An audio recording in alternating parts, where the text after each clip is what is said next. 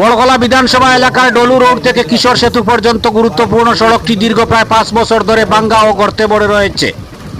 রাস্তার এই জরাজীর্ণ অবস্থার ফলে প্রতিদিন শিলচরের শতাধিক ছাত্রছাত্রী সহ সাধারণ মানুষকে চরম দুর্ভোগ পোহাতে হচ্ছে। স্থানীয় বাসিন্দা জয়নাল আবদিন লস্কর, আলতাফ লস্কর ও মুমিন লস্কর সহ একাধিক নাগরিক অভিযোগ করে জানান, প্রাক্তন বিধায়ক কিশোর নাথের আমলে এই রাস্তাটি নির্মিত হলেও বর্তমানে বিধায়ক মিসবাউল ইসলামের পক্ষ থেকে দীর্ঘদিন ধরে রাস্তা সংস্কারের কোনো কার্যকর উদ্যোগ নেওয়া হয়নি। ফলে দিন দিন পরিস্থিতি আরও ভয়াবহ হয়ে উঠেছে।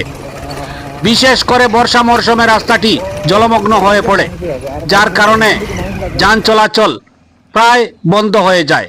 এতে স্কুল কলেজ পড়ুয়ার থেকে শুরু করে বিপাকে রয়েছেন সব বয়সী মানুষ, এমনটাই অভিযোগ সামনে এসেছে। জরাজীর্ণ এই রাস্তাটির যাবতীয় দুঃখ দুর্দশার কথা তুলে ধরে অভিযোগকারীরা আর কে কি বললেন আসুন শুনে নেই। আপনারা দেখছেন আমার সোনার কালীগঞ্জ। বড়কলাবাসী আমাদের এখানে আমরা দুইজন প্রবীণ নাগরিক এখানে দাঁড়াইয়া আমরা কই আরও আসুন তারা অধিক অধিক একটু দেরি হয়।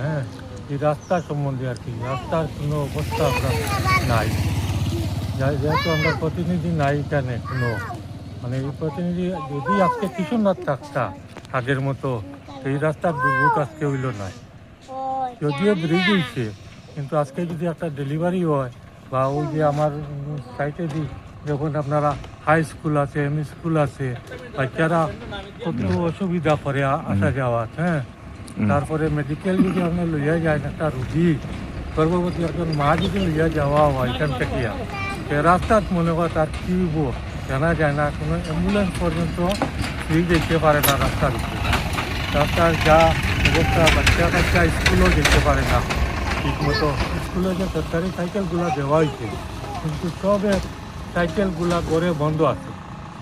এই রাস্তার লাগিয়া মা বাবায় তারা সাইকেল দিয়ে স্কুলে বা কেন্টারে দেয় না। অনেক সময় সরকারের নিয়মটিটা এক সপ্তাহ যদি স্কুলে না যায় তখন গার্জেনকে তার কৈফত দিতে লাগে স্কুলে, কিন্তু বাচ্চারা যে দূর থেকে স্কুলে আইতো এই অবস্থা এই রাস্তার মধ্যে নাই।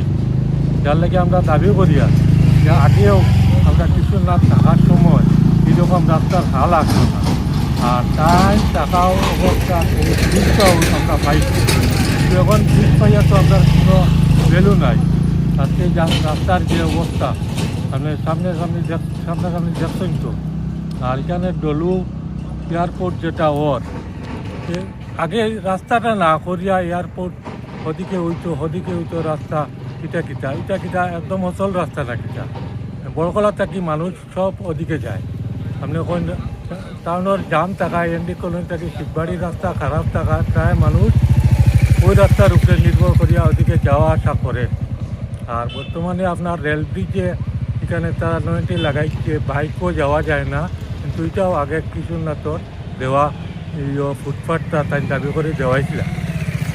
আর এই ব্রিজের দিকে যাইতেও যে মানুষের রাস্তার যে হাল এরকম যাওয়া আসা করা সম্ভব নয়, যার প্রতি যে মানুষের অনেক টাকা পয়সা যায় ওদিকে ঘুরিয়া রানীঘাট হইয়া আবার দেখতে লাগে। আর এখনও তো আপনার বদরপুর মাসিমপুর ওদিকে বদরপুর যেটা ব্রিজর জাতিন্দা মুখের উপরে জাতিন্দার উপরে এই ব্রিজটা কবে লাগা সম্পূর্ণ হইব জানি না, কিন্তু এর ভিতরে তো আমরা রাস্তাওয়ালা আজকে যদি আমরা আগের এমএলএ থাকতাম যে আমরা দাবি করি যে টাইম টিকিটটা পাইলে আমরা এখানে বহুত উন্নতি হইব আগের মতো। ওটাও আমরা দাবি।